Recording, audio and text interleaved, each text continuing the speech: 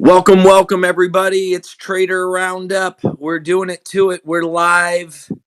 We are on YouTube, on Twitter, and I'm here with Trader Coach Rodrigo and the man himself, Jade Cap FX. How you gents doing today? I'm doing good, brother. Super Good. excited to get this launched. I know it's gonna be fun, man. It's a good time. It's How about yourself, Rod? How you doing? I'm doing great. I'm buzzing. It's an honor to be here. Can't wait to get started with this. There's lots to discuss, guys, and there's a lot of people tuning in. I'm excited, man. So what we're talking about today, everybody, is a book by Nick Trenton. It's called Stop Overthinking. We as traders in our lives, we do a lot of overthinking. We second guess ourselves. We, within the charts, within life, dealing with your family, dealing with folks, they're like, what are you doing, bro? Like, what trading? And then, you have to deal with that environment. On top of that environment, you gotta make some financial decisions on a chart in an environment that's extremely manipulative, right? And I'll just tell you from my 2 cents, you want to be buying on down close candles and you want to be selling on up close candles and you want to be managing a tighter stop loss. But I digress. We're here not to talk about the charts. We are here to talk about a book, an amazing book that you really should check out. We think about some things for way too long. And when we do, that leads to stress and distress. And when we do that, we become our own enemy. And we can deal with anxiety and mental health and really finding ways to unplug from overthinking, anxious thoughts, negative mental health. Overthinking leads to questioning and doubt, and we overanalyze our own thoughts. And that then leads to a thought pattern. That thought pattern can be negative, and you will indeed be manifesting these negative things within your life due to these negative thought patterns. They can affect your decision making. How important is it for you as a trader to make decisions? Overthinking delays, impedes progress. We as traders are seeking to get 1% better every day, understanding the fact that we deal with drawdown. How do you get 1% better and still be in drawdown? Well, life is AMD. So we accumulate, manipulate, and then we distribute, not once but twice, and then we start it over again. And within that, we need to find and carve out daily habits. Daily habits, if they're in regards to overthinking, are going to lead to anxiety, fear, doubt. You will be your own worst enemy. In this book right here, what Jade, Rod, and I are here to talk about today specifically are ways in which you can tackle this very, very common issue that we all deal with as traders, that we all deal with in our life cycle, within the environments of the markets, but also within the environments of our homes, with our families, our loved ones. We're here to talk about it. We're here to talk about it today at Trader Roundup. We got Jade and we got Rod. And I wanna ask Jade, what are some of the main goals within what are some of the things that you took away from this book by Nick Trenton, Stop Overthinking? What were some things that you looked at? Did you find any techniques? What were some things that you noticed in reading this book? I'm just curious. Yeah, so it's this is a really good topic because some of the viewers might not know, but I've been working on this production, trying to get this podcast launched or this book review launched. And honestly, at times I was overthinking it. Like Rodrigo knows, you know, in the backgrounds, I'm kind of overthinking it. And at times it's just like, I just need to act, right? And I'm aware of that. And I think a big part of it is just understanding, what is causing you to actually overthink? Is it uncertainty? Is it,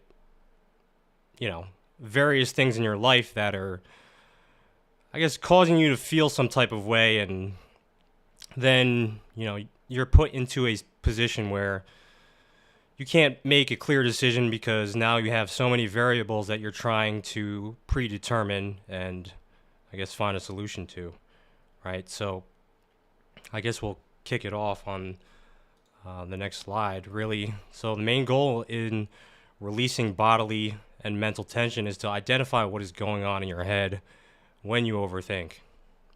So for me, my triggers of overthinking is, right, I have a ton of design OCD. Like, I need things to be perfect. When in reality, at times it's best if I just put aside my thoughts behind what could go wrong, what might go right, and just shifting your attention to being present and releasing the urge to resist uncertainty. And, a lot of it comes down to your lifestyle and your daily habits, what you think about on a daily basis. Are you visualizing the right things? Are you thinking negatively? Are you stuck in a job that you, just can't stand anymore? Yeah. So there's a couple different things that we can do to avoid, a buildup of stress, because stress is, it accumulates over time, and it kind of puts you in a hole of overthinking. Rod, did you have something to add? Yeah. On the topic of work, right? My first 4 years of trading, I was pretty much around break even. I've had really bad months, had really good weeks, had really bad years, but never really had a strong year. And Hey, Rod, can you because we speak was up for us working a little so many bit? different jobs. What Can you was that, speak Kit? up, buddy? Just a little bit, if you don't mind. Okay. Yeah, so in my first 4 years, I was working different jobs, and I'll tell you what, that it's so difficult when you're learning to trade and you don't like where you work. You don't like the people, their energy, and it's really difficult because when you're on the charts, when you're trying to learn a model, when you're trying to master your psychology, you're trying to have good routines, when you go to work, that energy, that momentum that you built, it just gets sucked out of you, and it's really, really difficult. And so it's important that everything that you do outside of work is as consistent as possible. The people that you surround yourself with, and managing stress, learning to manage stress is so important, because as a trader, you are constantly under stress because the outcome is uncertain, and the mind experiences the stress. So yeah, back to what you were saying, Kyle, about the 4 A's of stress management. Um, yeah, I'm curious to hear, your thoughts on these. Yeah, so again, I think the first step in identifying triggers of overthinking is awareness, right? Are you in a bad situation? First of all, what is causing you to feel some type of way about that specific situation that you're in? So there are a couple different things that we can do to manage our stress levels and get us back in a place where we stop overthinking and we start executing on the ideas and the goals and different things that are gonna put us in a position to succeed, right? Avoidance is one of those things. For me personally, whenever I encounter negative energy, low vibrational frequency from other people, a lot of times I just walk the other direction. That is something that I've learned over time.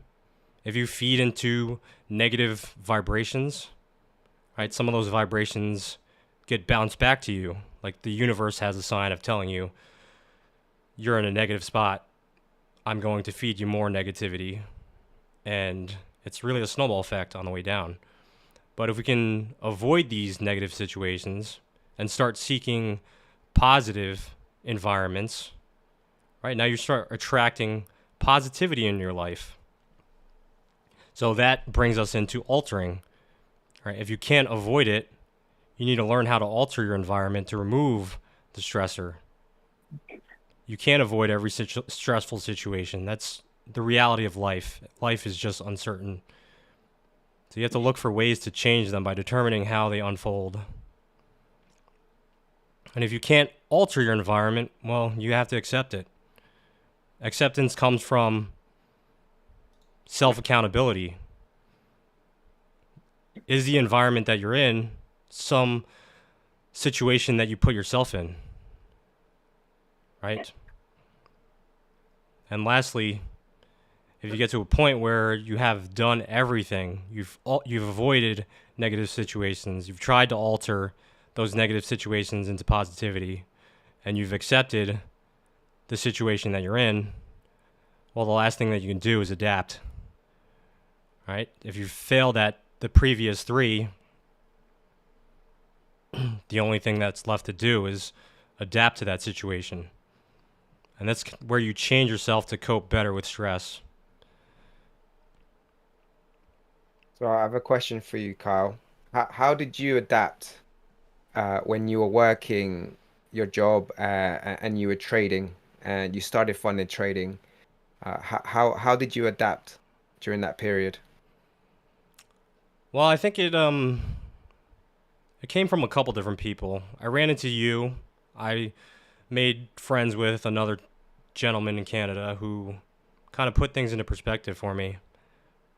As a trader, you really think that markets are the key to success, when in reality, building good habits, good daily routines, surrounding yourself with the right people, these are all small things that you can change in your environment, right? Sometimes it might mean cutting people off, and you don't have to entirely cut off people that are close to you, but if you avoid that situation and you can adapt to a different sort of lifestyle, right? Maybe now, instead of hanging out with those negative people, you're spending your time studying, you're spending your time working out, you're spending your time reading, just understanding yourself, right? That was my way of adapting to an environment that I really didn't want to be in. I didn't want to go and work 60 hours a week. But I guess my way of adapting was spending the little bit of free time I had left in a day, instead of going out and partying with my friends, sitting down in front of my computer, reading a book, watching a podcast episode, listening to positive affirmations. It's so important, right? And that's kind of how I adapted to, I guess, I wouldn't say a terrible environment, right? Everybody has their own struggles, but that was, the reality of my situation. I wasn't happy with where I was. I was stressed out from work. I could barely stand getting up in the morning just to go to work. And at that point, my life just came to a boiling point, and you have, I guess, two forks in the road that you have to decide between. Are you going to go left or are you going to go right? Yeah. And during that period, when you had to adapt. How did you adapt when you were in drawdown? So things at work were tough. They sucked, right? But then you're in drawdown as well, which also sucks. How do you adapt? To me, you have to learn how to just disconnect from the markets. Because I know a lot of people, when they first get into markets, everything seems like you have to be active every single day, when in reality, you really don't. You want to be taking risk in a conservative manner, right? You want to wait for the best setups.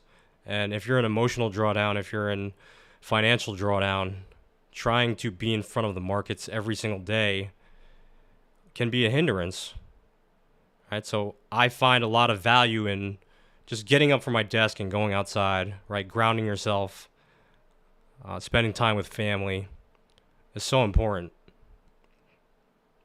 So that's kind of how I was able to deal with drawdown. I kind of just stepped away from the markets and recentered myself, because if you're not centered when you're in front of the markets, well, you're going to tend to overthink and you're going to tend to make mistakes. That is an excellent, excellent point, Kyle. I think drawdown's a really big deal, right? I think we overthink it a lot as traders. Instead of kind of framing our decisions more around, like, I'm taking this. You want to make a decision to take a trade and to make a legitimate decision to do something based on ponderance and logic. And I think too many times this form of overthinking is really, when you're out of balance, when you're really focused too much versus being a little bit more intuitive, just kind of being in a flow state, right? I think that's really important as traders, is to kind of tap into the moment. And I also think that's an important aspect within the life that we live, is finding peace with now. And sometimes that means drawdown. Sometimes that's cold water immersion. That's a plunge. Sometimes that's a workout. But finding biochemical responses that have a positive causal effect on your body, I think really help combat these stressors that just come from just that, mentally over engaging. So for me personally, I found exhaustion, physical exhaustion helps me combat mental overthinking, right? So just curious, Kyle, Rod, what are some things you guys do to combat this idea of overthinking? So for me, what I found, and what I found both in my own trading and what I found both in coaching traders, is literally the art of journaling itself, right? The art of pouring everything that's going on in your mind onto a journal. And it can be as simple as a notebook, right? It could be as simple as a notebook and expressing yourself. Now, if you don't know what to write and it feels awkward, then write that down. I feel awkward writing in this journal. And if you can take it up a notch, right? There's different levels of journaling. Now, when you journal your trades and you start to journal not only the trade, the metrics that you're measuring, but also emotional metrics, psychological metrics, behavioral metrics, how you're responding and how you're feeling at that present moment. What that does, it diffuses the emotion itself, because you have to step outside of yourself, right? So this is altering the moment, and you are then being aware of those feelings, which then allows you to accept it. Accept that this is just you being human. Accept that this is just the reality of trading. Accept that you could lose this trade. No strategy is 100%. But as a trader, we need losses. That's what we do. We need losses in order to find those wins. So we need to accept that. Accept our flaws, accept our reactions, and adapt. Because in that moment between stimulus and response, there's a space. In that space of when you recognize the overthinking, you recognize the stress, there is that moment where you have a choice.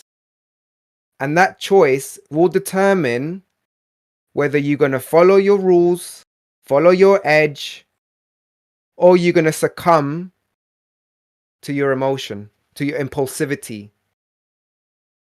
That is how you should be thinking about trading. You should be journaling in it. You should be every single trade needs to have your emotional data in it. And the work that I do with traders is exactly that. I quantify the emotions. I use the emotions as signals and data. I collect that over a large sample of trades. Not only is there analysis of the trading itself and of the strategy, but also the emotions. And this is when you start to gather insights, patterns. You get to know yourself a little bit better, how you handle wins, how you handle losses. And then that has been the absolute game changer. I feel like that awareness, when I was working with Jade Cat, that was the difference that made the difference. Being aware of all your weaknesses, and then coming up with insights together, coming up with solutions and corrections, and then holding you accountable to it. So that is how we accepted your flaws and how we adapted. That's the game changer for me. That's the difference that makes the difference. Wow, that's huge, Rod. That was very well said. Yeah, I personally, I don't have too much to add on top of that, honestly. I think overthinking a lot of times comes from pondering the outcome of specific trades or specific decisions that you make in life. And really, I think, for me personally, the less I think about something, the more clear it becomes on what the right decision is. And that comes through failure, right? That comes through repetition of taking risks outside of your comfort zone and just being comfortable with uncertainty. I think too many people are putting so much focus on the past and the past and the future that they completely lose sight of where they are presently.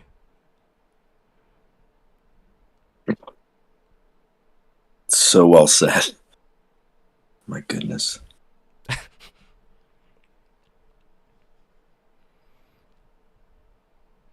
Also, I guess on that note, for me, I think if you find yourself spending too much time overthinking, right, you have to be self-aware that you're possibly not managing your time and your energy properly. Like periods of my life where, maybe I wanted to go for a promotion and I felt, I guess, angry that some people were, improving their careers and I really wasn't given a chance. I just kept thinking about what the outcome would be if I just stayed consistent to my values and my goals and, writing them down and being self-aware of where I am presently and what I need to do to get to that next level, right? So I think managing your time and energy is super important. So On that note, we are going to take a little intermission, and when we come back, we are going to discuss more on how to manage your time and reducing your stress and how to achieve your goals faster.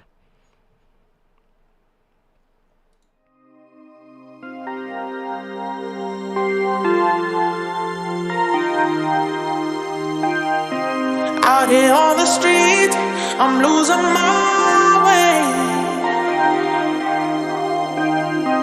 You've gotten to me, and that's my mistake. Some might say I can't get too far without seeing your face. Oh, you gave me your heart and took it away. I'm going underground. Say your loving comes around, going underground, 'cause your love is not around anymore. Going underground,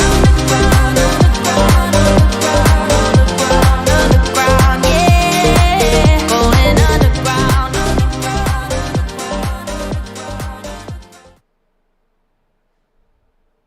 We're back, everybody, and we're talking about a book today called Stop Overthinking by Nick Trenton.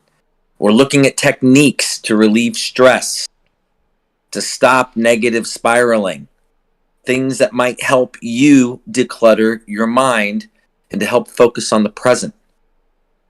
We're talking about ways to create mental and emotional abundance. And we're going over things with Kyle, Jade Cap, and Rod, Trader Coach. So Kyle, we were discussing things to avoid, things to alter, things to accept, and things to adapt.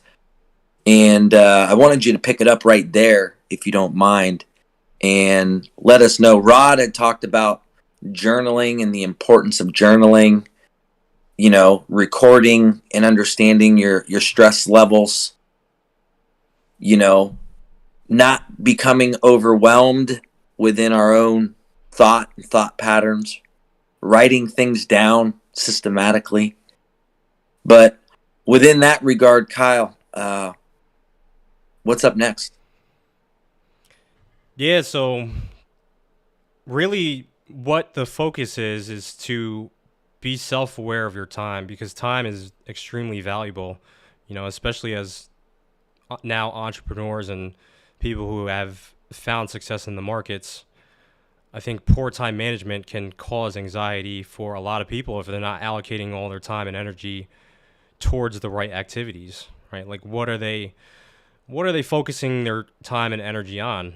Is it overthinking their previous trades? Maybe they made a poor financial decision.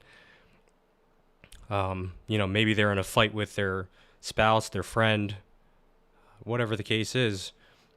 How much of that, I guess, negative experience is eating away at your time? You know, people that hold grudges for long periods of time, you know, that builds up stress in a lot of people, you know, and it absolutely affects your mental health. So trying to find time to, you know, I guess relax a little bit and have fun and get outside and get some fresh air, right? It's not just about working hard.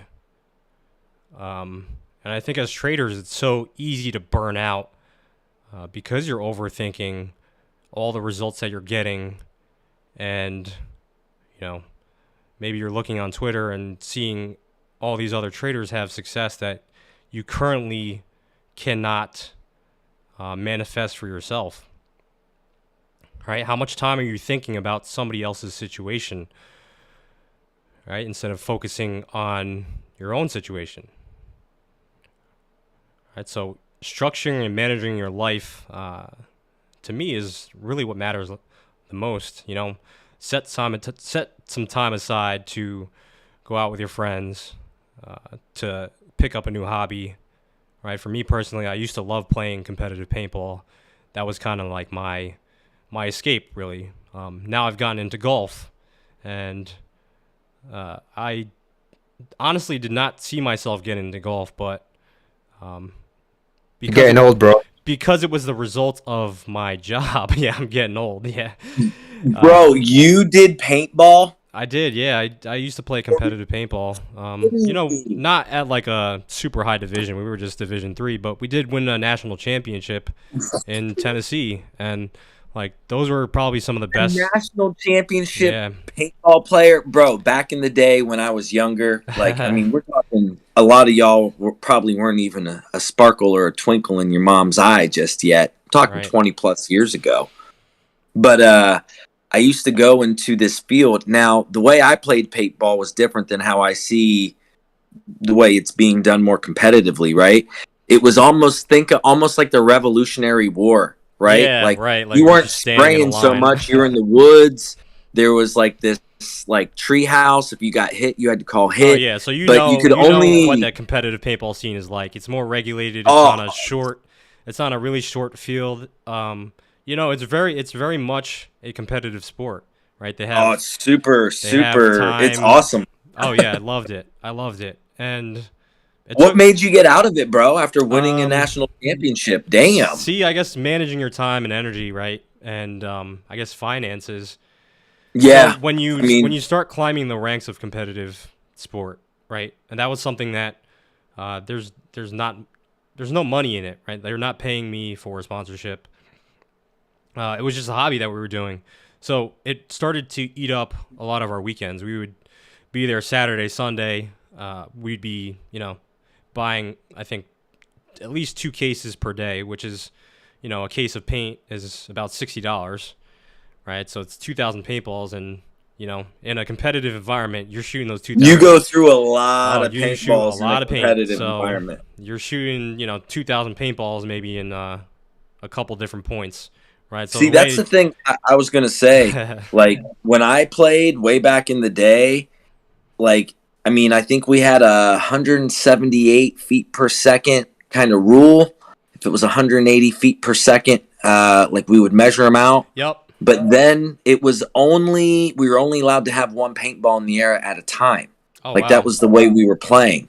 So you had to trigger. Yeah, no, it wasn't like it is now where it's ching ching ching ching ching ching ching. Everything so semi-automatic, but it was like, I don't know. Like I said, I compare it to almost like Revolutionary kind of war. It was like that you could only have one ball, and I think people were with the idea was to conserve paint, right? Like, it's an expensive thing. So how do you do it and make the rules conducive to being on a budget, at least back then, right? Like I said, this was 20 plus years ago, but there's a dude, I used to do it in Santa Fe, New Mexico, living out there. But I had a buddy of mine that was super passionate about it, and his nickname was Turtle, but he was a sniper, bro. Just, he would like hide and find somebody, and it'd just be like, ting, ting. Yeah, so he was biding his time, you hear, right? Hit, and they got to put their hands up and walk out. I mean, paintball's the truth, bro. I had a lot of fun playing paintball, but I think it's become modern warfare with the semi-automatics. Yeah, you're going to go broke buying paint. Oh yeah. Because of how quickly the way we played wasn't 100% semi-auto. It wasn't semi-automatic. It was like assisted automatic. So you had to shoot, like 3 or 4 shots semi, and then it would just ramp up to like 15, almost automatic, 15 balls per second. So yeah, it got crazy out there, man. Like, it was. But so yeah, like that was the thing is I was at the time I had kind of just started out in my career, and like I was making an okay salary. It wasn't anything life-changing, and I think I really just had to make a decision to manage my time more wisely. Not only that, like, I loved playing video games, right? So I think I caught myself and I was self-aware that, I was spending a lot of time on things that really weren't adding a whole lot of value to my life. Like, yeah, they're great hobbies, but you can't sink so much of your time into it if it's not going to, I guess, push you to the next level. So you think it was good to add as a framework, but you noticed that you were spending too much time doing it and you wanted to spend more time doing constructive things in your life that were going to help whatever meet you and your goals, right? Exactly. So like on topic, what we're talking about is managing your time and energy to reduce your stress, right? So that was kind of how I was reducing my stress. I was stressed out at work. I would go play paintball, right? If a lot of people are maybe stressed out at work, they're going to play golf. But if you spend too much of your time doing, I guess, leisure things, and I guess not enough time on pushing yourself out of a specific situation, it doesn't really matter how much you enjoy that hobby. It's not going to reduce the stress level long term, right? And that's kind of what we're trying to get at is, managing your time and I guess setting aside time, a reasonable amount of time towards things that will reduce your stress is important. Yeah, No absolutely. doubt. Absolutely.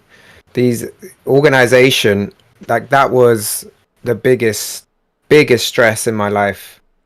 I used to be so disorganized with everything. And I literally had to get a book to learn how to be organized. The book that completely changed my life was Getting Things Done by David Allen. And the GTA system, Getting Things Done, GTD system, it really had a massive impact on my life. I realized that if I didn't do anything about organizing my time and being and having it structured, having a smart goal towards my organization and everything that I wanted to do, then nothing will get done. I mean, I'll try and get everything. I'm trying to get everything done in my trading, in my fitness, my health. And if I'm not punctual with my own routines, habits, then nothing's gonna get done. So it's so important to be super organized and punctual to the actual routines and habits that you set yourself. Yeah, I think You just got to turn up. being organized with your time, right, to complete those tasks is so important. You can say I'm going to journal every day, but if you're not managing your time properly and saying this is the time of the day that I can block off and spend that time to actually get this done, right? Maybe it's going to get put off to another time.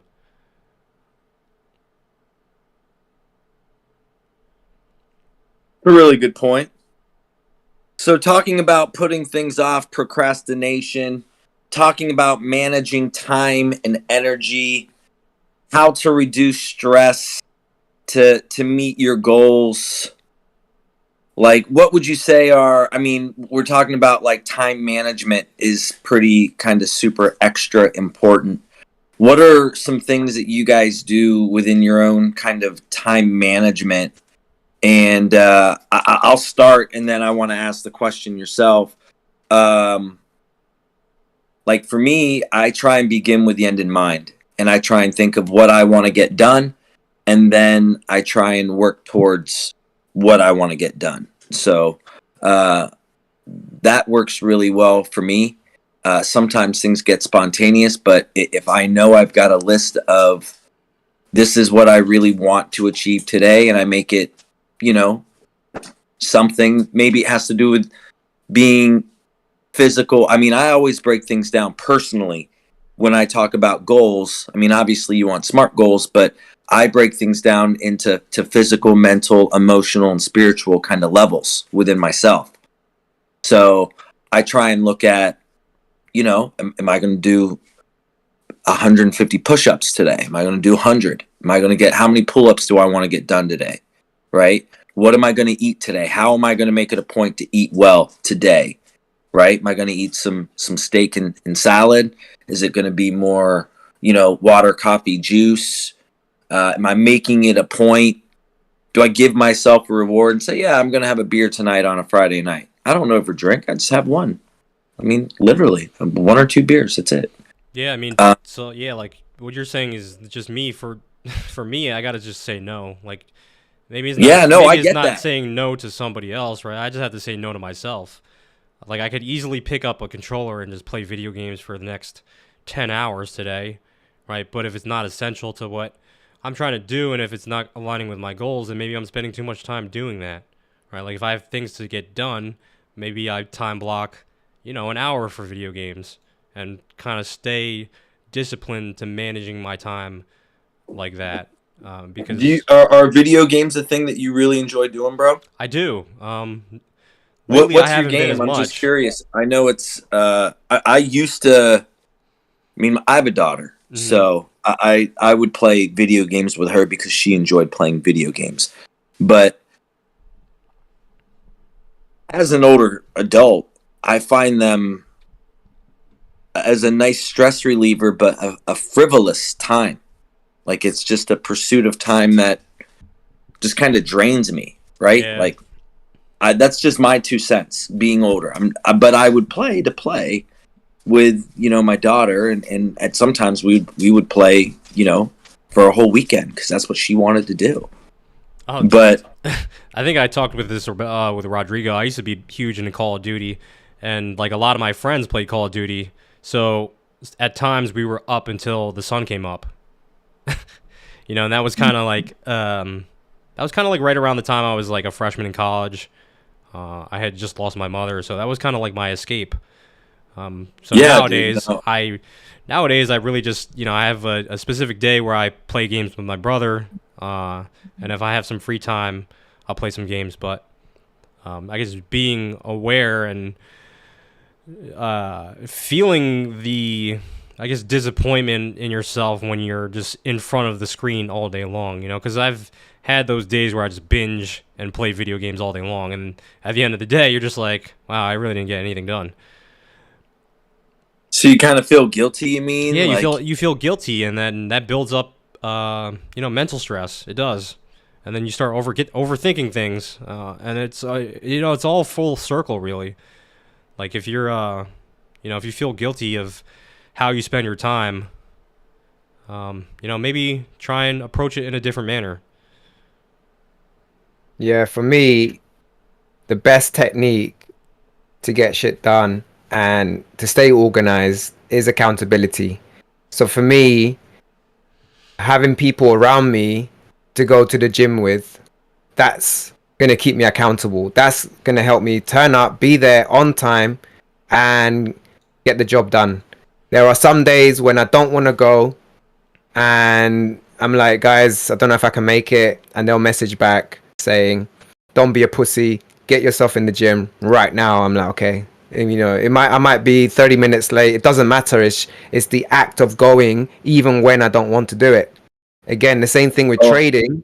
When I've been part of a trading unit, a hive, we turn up, we look and analyzing the charts, calling price, and reminding ourselves of what we need to do. dude, that's so well said. Accountability, guys. Accountability is so underused by traders. I will say at Trader Roundup, the one thing that we are really going to focus on within communication, within understanding the importance of a mastermind, of a hive, of being on a small team.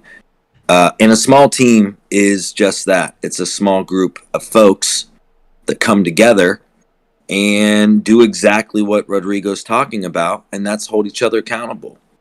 You got to be willing to show your executions. You got to be talking about, is it going to be, if it's paintball, are you going on a sniper day? You're only going to show 2 executions on your lab report. Are you in complete and utter practice mode and you're working on your model and your framework and you're going to be spraying everywhere in demo? Because you're allowed to have both, If you're still figuring things out, then you're allowed, and you need to give yourself permission to trade and to practice trading a certain way. If you're seeking more framework, if you're looking to add if-then statements to your model, within the context, within the time, within the price framework. I mean, guys, just look at fair value gaps. They're undefeated. Measure them.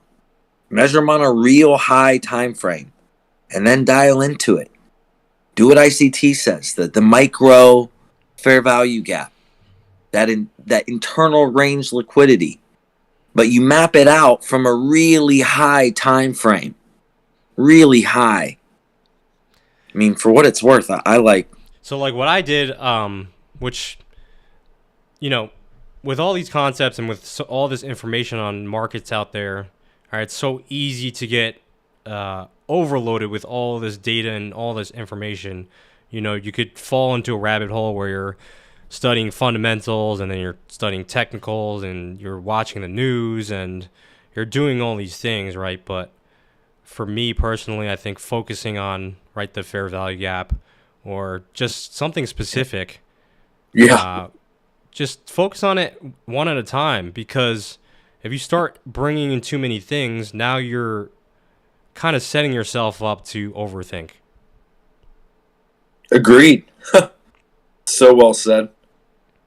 If ICT traders just focused on the fair value gap, it'd be a lot easier within their own creation of their model and within their framework. It's high time frame fair value gaps, guys. That's it. So I know Rodrigo is really practiced with working with traders and doing specific exercises, etc., etc.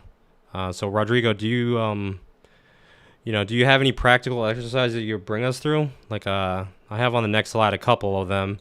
Maybe you're not familiar with the first one, right? But I know that with the last two, guided imagery and visualization, and the deja vu method, those are two things that you practice with me, right? Yeah. So when it comes to autogenic training, as Nick Trenton mentions in the book, things like guided imagery, visualization, and what I refer to as the trader deja vu method. The purpose of these is really to focus your attention, because when we are overthinking, think of your attention as this sort of a bouncy ball, right? A little ball, and it's bouncing from different things around you in the room. You're looking at, or different things on your computer screen, right? You got all these different tabs. You got social media, you got Trading View, you got MetaTrader, you got YouTube, you got WhatsApp, you got your email, you might be working, right? You've got all of these distractions. Your attention is just all over the place. And so when it comes to the purpose of these exercises of visualization, the purpose is just to focus on one thing at a time. And so that bouncy ball that's just bouncing everywhere in your head, right? It's just bouncing off all corners, different thoughts. It then gets focused on one thing at a time. So the trader deja vu method, which that we did, Kyle, and this is something that I do with traders, is the purpose of it is to create a scenario in the future, step into that scenario and live it as if it's happening right now. And what that does, it mentally and emotionally prepares you for the outcome. And I'll talk you through the specific method, specifically the deja vu method. Now, I'll talk you through of how I do it. And I do this pretty much 5-6 days a week.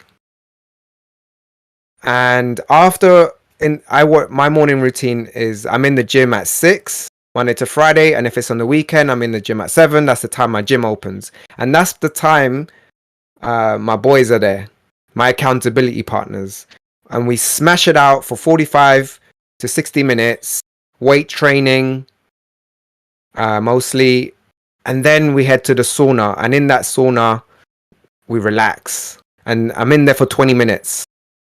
10 of those minutes, the first 10 minutes, I'm practicing the trader deja vu method.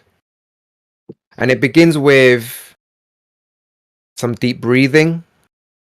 It begins with drawing my attention to different body parts, different sounds, different smells, the sensation of the heat. I'm in the sauna, guys, by the way, right? You know, it's I can I can feel the changes that's happening. I can feel every single sweat that's trickling down, and then being aware. And sometimes the sweat gets a little bit itchy, right?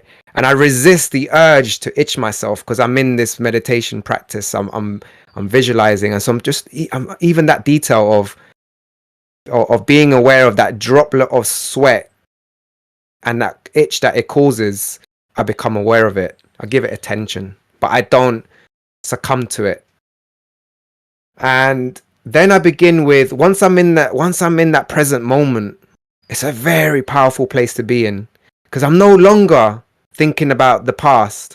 I'm no longer thinking about the future. I'm in that present moment. And in that present moment, there is no fear. There is no greed. And at that moment, I begin to think about the 3 things I'm most grateful for. And that practice of gratitude, or going back to a memory, that gives you this sense of happiness, fulfillment.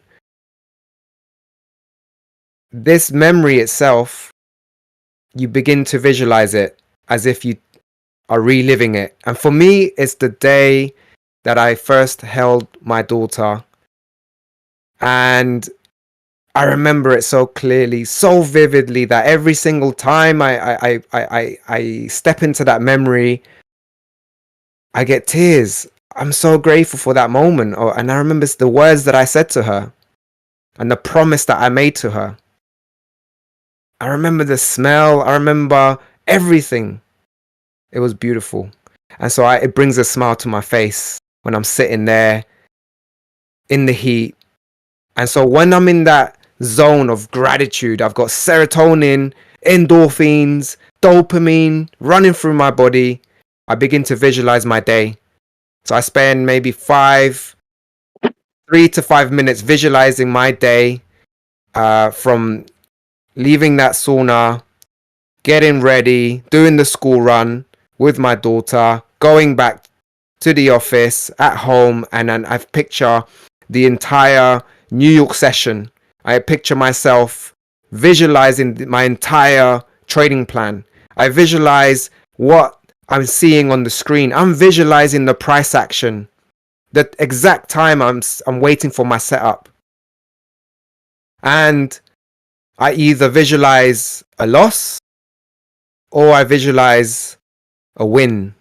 In both cases, I have a process. And so I visualize the entire process of me doing it. And so by the time this practice is over, and by the time I get ready and I do the school run and I'm on the charts and I'm implementing it all, I've already been there. I've already visualized it. It's deja vu. So there is no fear. There's no attachment. There is no greed. There is no ego. When I experience and I live that moment, when the outcome becomes reality, whether it's a win or a loss, I already know what to do, and then I implement exactly what I visualized. So that is the trader deja vu method, and it's so powerful. I really encourage all of you to practice this.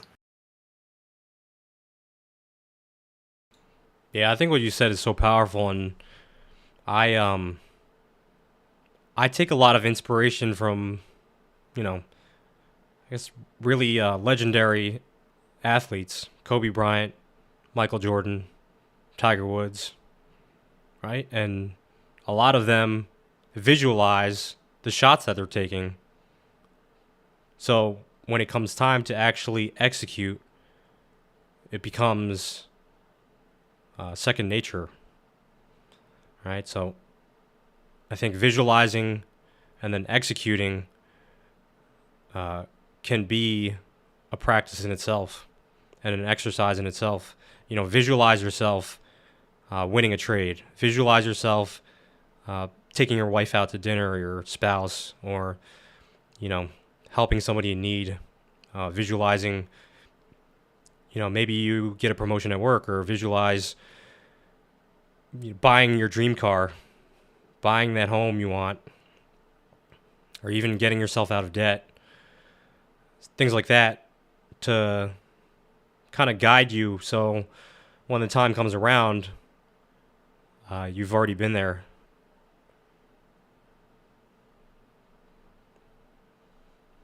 So I guess transitioning into the next segment, we asked that you guys, what do you visualize?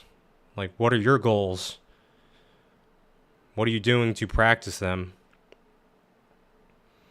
So on that note, we will take another short intermission. When we come back, we will talk about how persistently engaging in negative thinking can be detrimental to your health.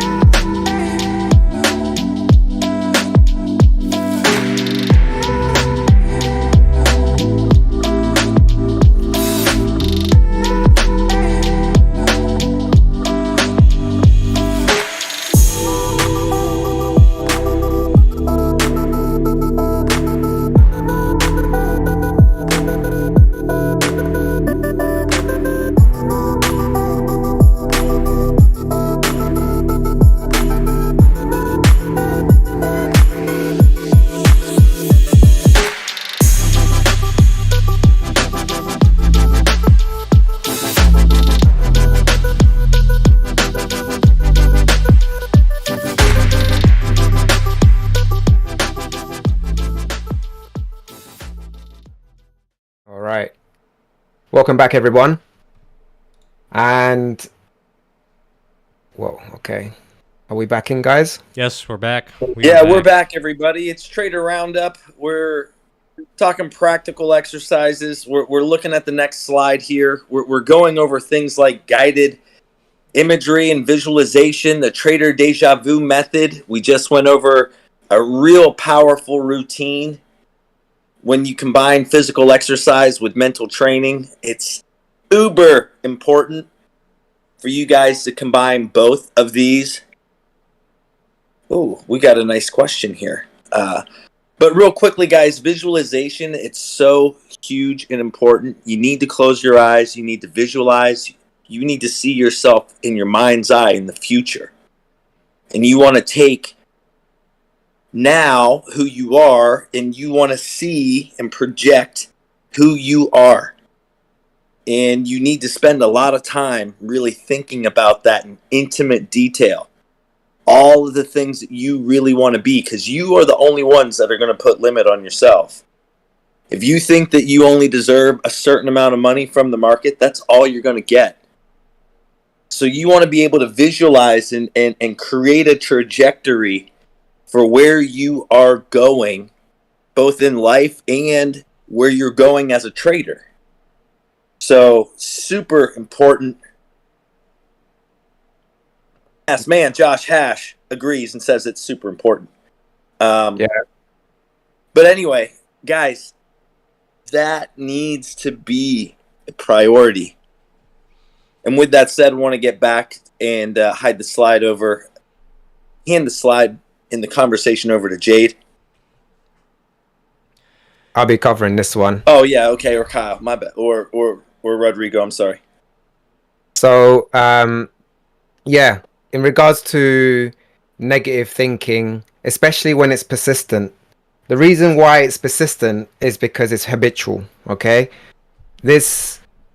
whenever you find yourself in negative thought and it keeps repeating itself, it's just a pattern that you need to firstly recognize and then you need to implement tactics in order to replace that behavior, right? But the first thing is being aware of it, okay? And accepting it. And what I like about what the author Nick Trenton done is, he uses CBTs, or cognitive behavioral therapy techniques, in order to help recognize these negative thought patterns and then develop positive attitudes towards your well-being, because your well-being as a trader is so important. Because if you're not in a good state, if your thoughts are too negative, then that's going to have a negative impact on your trading, hands down, right? And so it's so difficult, right? It's so difficult to get out of this cycle of negative thoughts. So that's why when I work with traders, I want to identify what these are, right? My first session with a trader is we go straight into the darkness, right? We go in there and we're searching. We got the flashlights on, but we're going in, right? And it's uncomfortable. It's raw. There are tears. But you know what? It's so important to be able to identify what these patterns are, put them down onto a database, and figure out together what the solution is. And so once you figured out that solution, that replacement, it's about implementing that into a process. Now, when you've implemented the process and you've got it written down black and white, then for me, I hold you accountable to that. That's the key, right? Accountability. Because once you have that process, you're still going to have those negative thoughts. You're still going to be anxious. It doesn't go away straight away. And so then you have to implement it on a consistent basis. And if another book that I recommend, highly recommend, as someone mentioned it earlier in the chat, is Atomic Habits by James Clear. There is a system in there which will help you build the right kind of habits so that they can compound, and then these negative thought patterns are broken and new thought patterns are replaced. And so and the reason why this is important is because there are certain cognitive biases and heuristics that we all default to, and having the right habits, stacking the right habits, compounding the right habits, that is what's going to help you as a trader overcome these persistent and engaging negative thinking, because that is what's holding you back, guys. And so you got to be the trader. Not only do you need to be the analyst, the scientist, the engineer, the risk manager, you also got to be the psychologist. And that is why at Trader Roundup, that's why we decided to do this podcast. That's why we decided to put this out for you guys, because we want to help you guys break those negative thought patterns. We want to give you guys the opportunity to be accountable, because together we are stronger. And what I want to do now is I want to hear from you guys. Okay? A lot of you guys have attended and have supported us and are truly listening. I want to hear from you guys now. So what questions do you have for the three of us? I've got some questions here from the live chat. Go ahead. I've got a couple questions here from the live chat for you guys. One of them was, how do you guys manage overreacting when you lose or gain big amount of money? That's coming from Javza B from the live chat. Sorry, repeat that again, Kit. How do you guys manage overreacting when you lose or gain big amounts of money? So for me, personal experience, right? The other week, I I lost a good amount of money, not in terms of drawdown as a monetary loss, but I was up a huge amount of money, and I gave back. Well, I didn't give it back, right? It was unrealized. If I held on to the trade for a little bit longer, it would have been a huge win, but I gave it back just by closing it out an hour too early.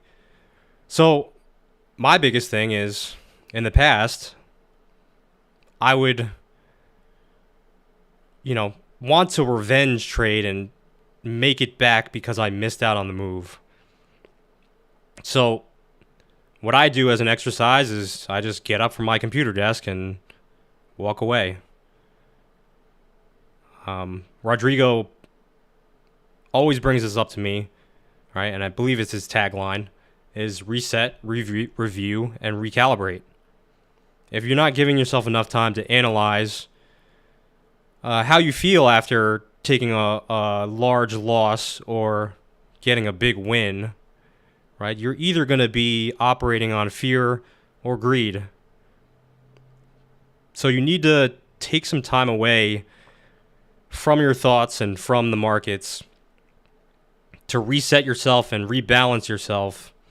That way you can come back to the markets as a killer. I'll always relate to professional sports because, professional athletes are not playing game time playoff games every single day of the week.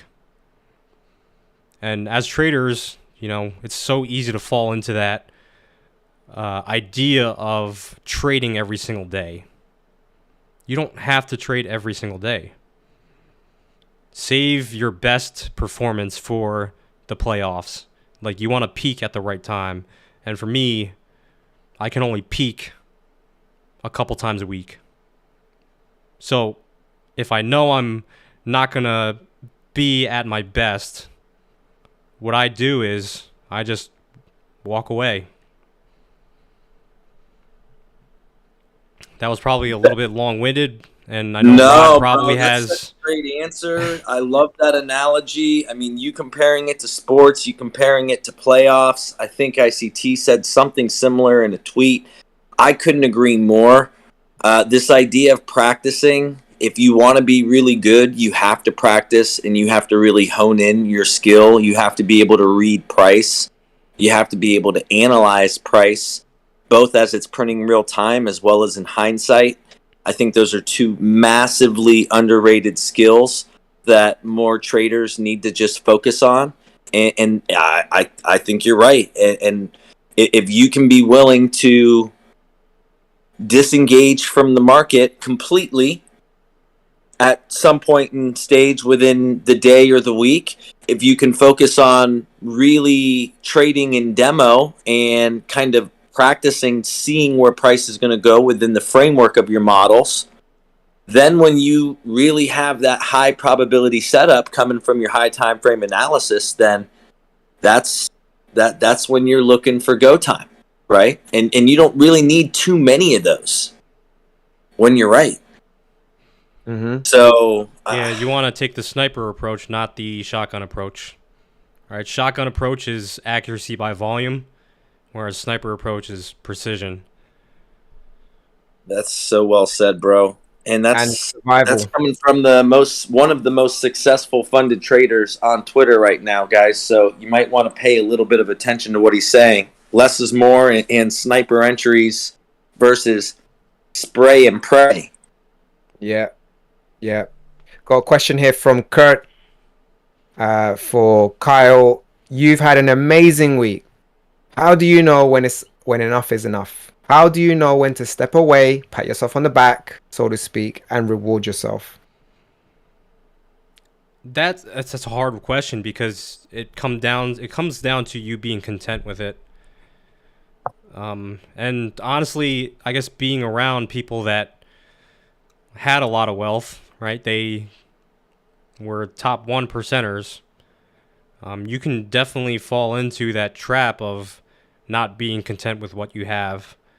So a lot of times, if that move that you were hoping to catch, and you got out early and it continues to run, or maybe you got out based on your system and it continues to run, are you still content with what you made? ICT mentions it all the time. Just be content with what you made. And that's something that I guess you have to find within yourself. What are you content with in life right now? I think most people are content with the lives that they're living, right? They get comfortable. And maybe they're not even thinking a whole lot, right? I think there's a fine balance between not thinking enough and overthinking. And I think, this book that we've been talking about, this whole podcast, brings up some really strong points, right? Maybe, I think a lot of times people are overthinking. But again, on the other side of the coin, and I'll, I guess be the, I'll question the author is, what if I'm not thinking enough? What if I'm underthinking and not applying myself properly? Got a something for Kit. Kit, your idea of demo trading to curb some tendencies has been a game changer for me. As an overtrader, demo trading has allowed me to satisfy urges without losing money. From Kurt. So. Well, no, Kurt, I love hearing that. I think, honestly, the more you become a professional within the markets, the more you recognize and understand what ICT teaches and advocates to its students. I mean, I believe very strongly in the market is a laboratory, and we're practicing a technical science. And there's a lot of analysis that has to go into that science. Being able to do that real time in an environment that isn't gonna damage you, I believe helps sharpen your edge. Quite frankly, I think you are more attuned and refined within your own logic and within your own framework and within your own models when you can identify, the environment. Are you expanding or are you consolidating, right? For one, what's the trade idea? I mean, where are you going? And then in demo or funded or live accounts, you can choose one side of the market and you can be content with that side of the market because you're going to get more than enough handles on both sides. It's realistically going to depend, though, obviously, on the type of day that it is. Are you in an expansion? Are you in a consolidation? Are you trending? Are you in a reversal? Right? So for me, I think that's a really good point. Thanks for bringing that up, Kurt. And that's one thing we here at Trader Roundup want to continue to do, and that's really preach and advocate what ICT teaches throughout his mentorship, throughout the coursework, and with his private students. And that is the importance of demo. So Deke had a really good question that I think really relates to the book that we're covering. He says, thanks for the podcast, guys. My question for now is, during your guys' development, how do you handle the possibility that you might not figure this out?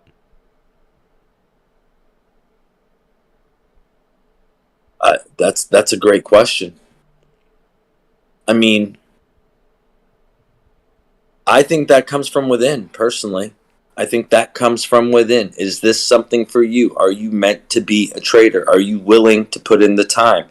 Do you have the drive? It goes back to your why. I mean, whether you can do it or not is going to depend on your why. I know traders that, and I mean, I am Boss Lady. I'd like to regurgitate something she has said on Trader Roundup as well as in a tweet. And that's she's trading because she wants to see her dad retire. Her why is not going to let her give up. She's trying to really help someone else. And she's trying to help someone for a reason. That reason means that she can't and won't give up on this path and this pathway moving forward. So she's exhaustively continuing on that path, pushing and finding ways to become successful in trading. And I think your why defines that, mate, quite honestly. Yeah, I think if you have the right why, you're really not going to overthink too much. Like, you need to execute because people depend on you.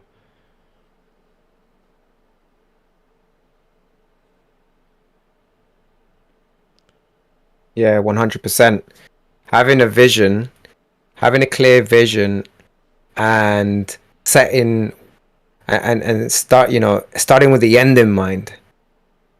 In not just in trading, in everything, and making your purpose, your mission bigger than just you. It's got to be national. It's got to be global. So when you put that kind of responsibility, it pushes you through. So your vision is your roadmap. It's your purpose lived on purpose. And having that vision and living it with your values, with your goals, this is the way. And this is the way. This is the way. And there's no shutting off from it. You have a duty now to that vision. You have a duty to those of you, those people around you, your loved ones, and even those strangers that need that help. This world, the system is broken, guys. And it's traders like us who can make a difference. So if you're not putting in the work, if you're not, there's so many gems that we've dropped today.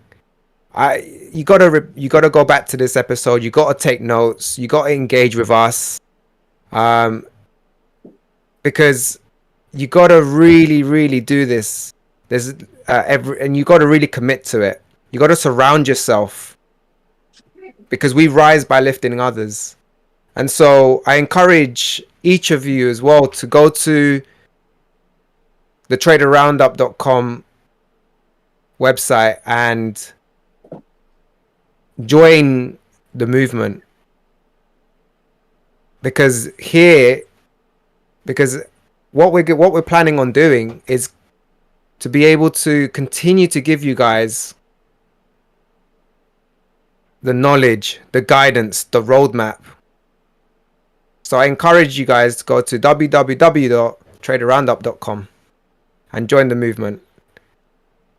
And that's a fancy looking website we got there. Yeah, I like that. That looks nice.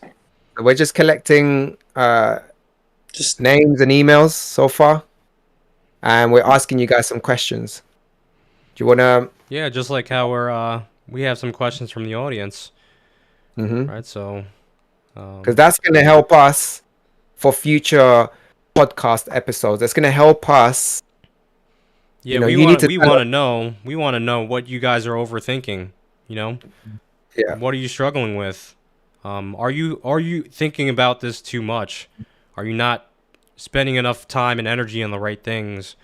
Are you practicing these exercises that Rodrigo's talking about? Right? Are you managing your time and going back to the 4 A's of stress management? Right? Are you avoiding negative things that you can't control? Are you trying to alter your environment, or are you accepting of your environment? And if you can't change those 3, well, you need to adapt.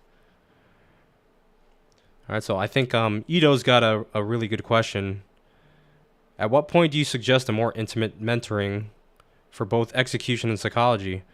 I feel I have reached a point where I need to ask more direct questions during the trading day. Oh, maybe that wasn't the question I was looking at. But it is still a good question. Because I had those same questions. When I first started studying ICT, I didn't reach out to anybody. I was studying on my own. And when you're isolated from everybody, right, now you're just in your own thoughts.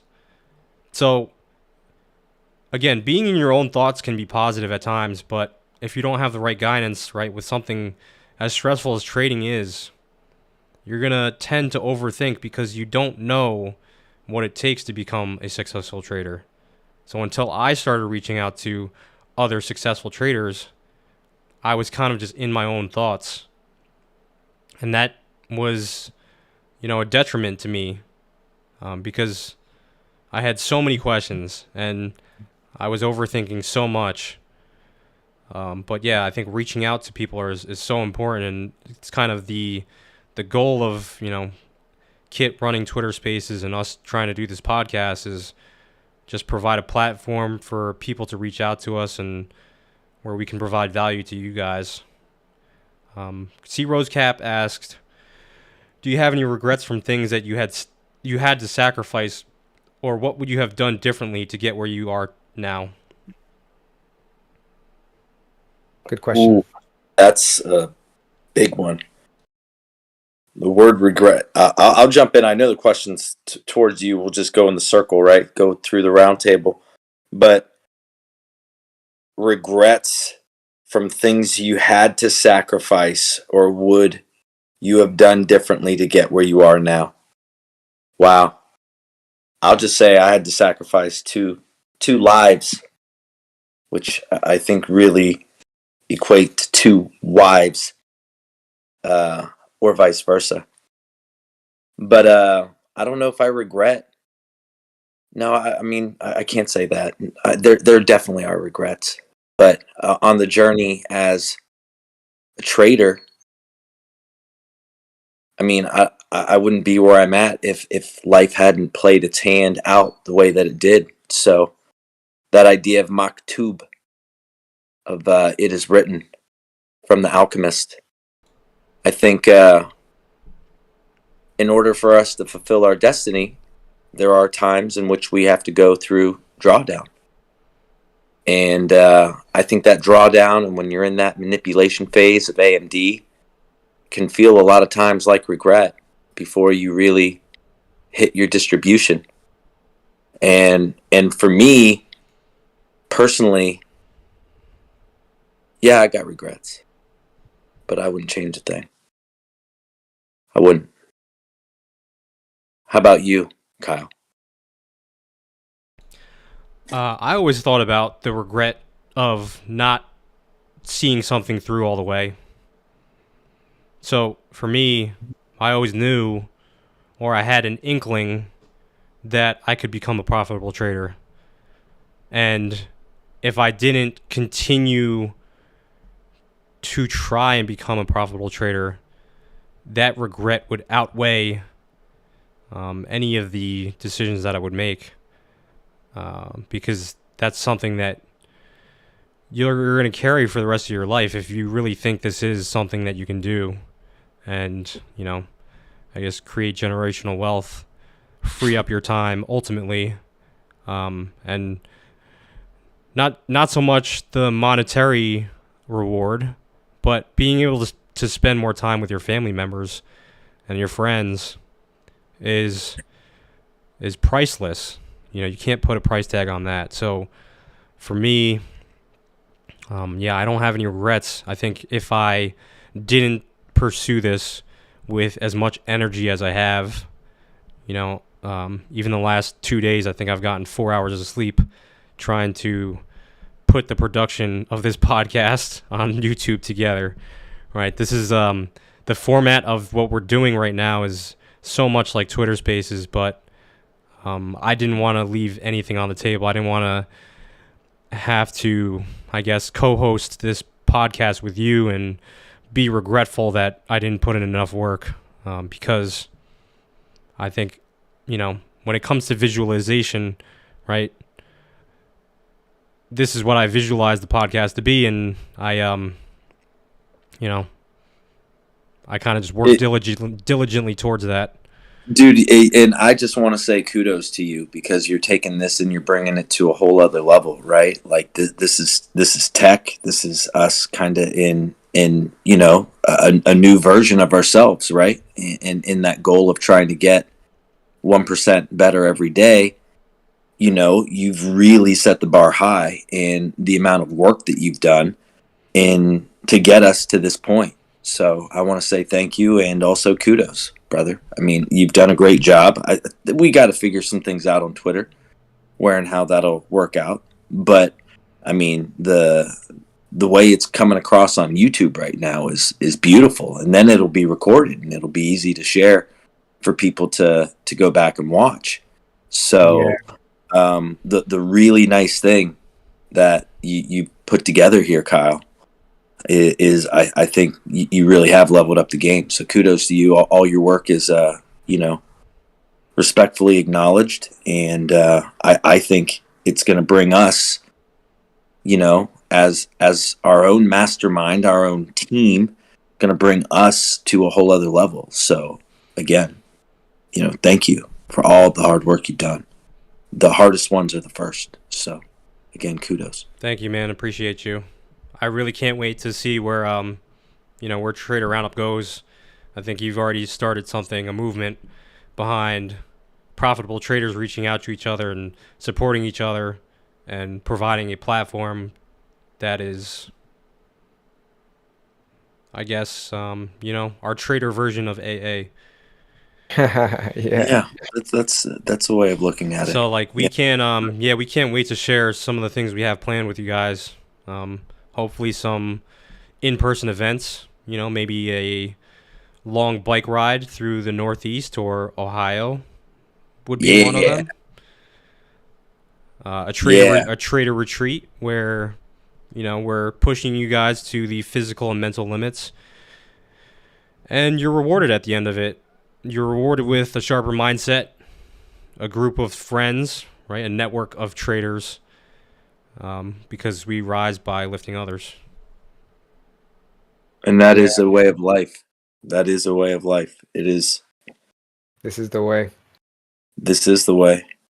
I hope this goes on every week or so. We're going to have multiple of these. And I think we're going to live a lot on YouTube, guys. I mean, you'll hear about it, and we'll end up retweeting it onto Twitter when after we've done it. But you should be putting the notifications on. You should be, following these pages, and you should be dialing in because we're going to do it. Yeah, exactly. And we are here for you guys, and it's very important that we know who you are so we can hear you. We want you to have a voice. We want to hear your struggles, and we want to figure out a solution for you. So make sure you head over to the Trader Roundup website, www.traderroundup.com. There'll be links around this video. We'll be posting them out. Complete the questionnaire so that we can really know who you are and what your struggles are. And we will continue to push out the content, the solutions for you guys because look, the markets will provide, and we do rise by lifting others. And I want to finish off this episode, our first episode of Trader Roundup, and I want to pose the following question to you guys, the traders. What strategies or techniques have you personally found most effective in combating negative thinking and anxiety in your own life? And write those down on a tweet. Write it down in the comment section and share that experience with us, because we are stronger together, and your experience, your insight can be the difference to another trader. So let's learn from each other's journeys towards a more positive mindset. This is going to encourage engagement and create opportunity for all of us as traders to contribute our personal stories, because we are here to foster a sense of community and mutual support. Thank you for being here. Thank you, Kyle, for this amazing and most epic podcast. I'm so honored, so grateful. I'm very, very, very honored. Thank you. Yeah, Kyle. I mean, you crushed it putting this together. Unreal. Oh, thank you guys. This was my first passion, so to me, it's I love doing this stuff, and I'm doing it. Nobody's paying me to do this. I just love doing it, and trying to provide value to you guys and trying to do something a little different, right? So I guess on that note, we're going to take a little short break, and when we come back, we'll provide some closing thoughts. Stick with us.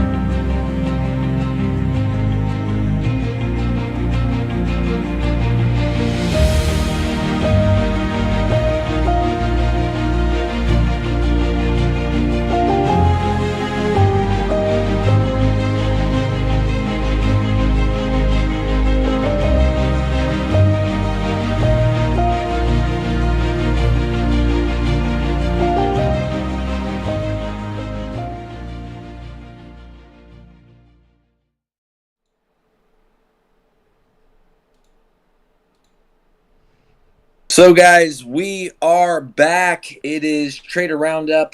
We're wrapping up our inaugural episode here on YouTube. And, of course, we're on Twitter and a few other places. But I think you'll find us primarily here. And want to say thank you for listening. Thank you for being here. If you want to know more about us, if you want to stay up to date with who and what we are, what we're doing. I mean, we'll have a lot of different things available. We got a lot of research and development in the way of stuff happening at Trader Roundup. Yeah, eventually we're going to get you guys into, we're going to open up a free Discord so we can have some guest speakers come up too, but that's a whole nother technical thing that we're going to add. We just couldn't get it out today, so. Yeah, levels to the game. We're getting there. So, yeah, thank you guys, everybody, for joining us. And those are my final words. Over to you, Kyle and Rod. Yeah, so really in conclusion, when we're talking about this book, right, we are trying to provide advice to stop overthinking. And it really involves a couple key strategies, including becoming more self-aware of your thoughts, challenging negative thinking patterns, and practicing mindfulness. So by adopting these techniques, you can learn to manage your thoughts more effectively and reduce feelings of anxiety and stress, which I know we all feel at times. We're not robots. We're not, don't put us on a pedestal. We're just human, just like you guys. So it's important to remember that overthinking is a common experience. We all go through it. But it doesn't have to control your life. With patience, persistence, and a willingness to change, you can break free from the cycle of overthinking and live a more fulfilling life. So on that note, I'm signing off. Kit, Rod, if you guys got anything else to say, appreciate you guys. Appreciate everybody that attended, and hopefully we'll see you either tomorrow or Monday. Thanks, everyone. Thanks, Kit. Thanks, Kyle. Yeah, everybody. Talk to you soon. See us on Monday. Monday Fun Day for Monday Mindset with Rod. Dial in with the notifications. And, yeah, this is the first of many, guys. Welcome to the new Trader Roundup.